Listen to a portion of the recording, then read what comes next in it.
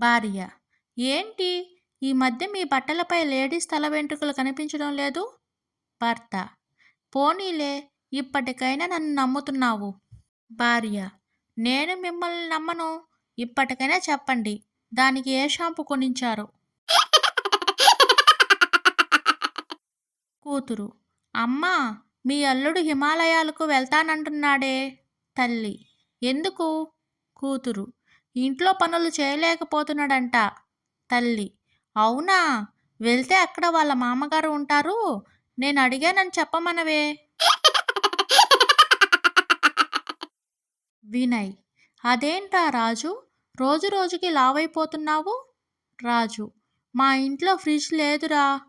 వినయ్: ఫ్రిడ్జ్కి నీ లావుకి సంబంధం ఏంటి? రాజు: ఏముంది, మిగిలిపోయినవి దాచడానికి ఏమీ లేదని మా ఆవిడ అన్నీ నాతో తినిపిస్తుందిరా. తండ్రి: అరే రాము, స్కూల్కి వెళ్ళను అని చెప్పావంట, ఇంటి దగ్గరుండి ఏం చేద్దాం అనుకుంటున్నావు? కొడుకు: ఇంటి దగ్గర ఉండి ట్యూషన్ చెప్తాం అనుకుంటున్నాను నాన్న. తండ్రి: నువ్వు చదివింది 5వ తరగతి, ట్యూషన్ ఎవరికి చెప్తావురా? కొడుకు: నర్సరీ నుంచి 4వ తరగతి వాళ్ళకి చెబుతానులే నాన్న. భార్య: ఏమండి, ఒడియాలు కాకులు ఎత్తుకుపోతాయని చూడమని చెప్పానుగా, ఏం చేస్తున్నారు?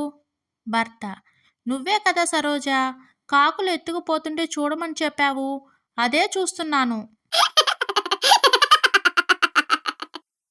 కొందరికి ఆరోగ్యం పట్ల ఎంత బాధ్యత అంటే, రోజు పెట్టే సిగరెట్లు ఊదేస్తారు, మినిమం ఫుల్ బాటిల్ ఖాళీ చేస్తారు, అడ్డమైనవన్నీ కడుపులో వేసేస్తారు.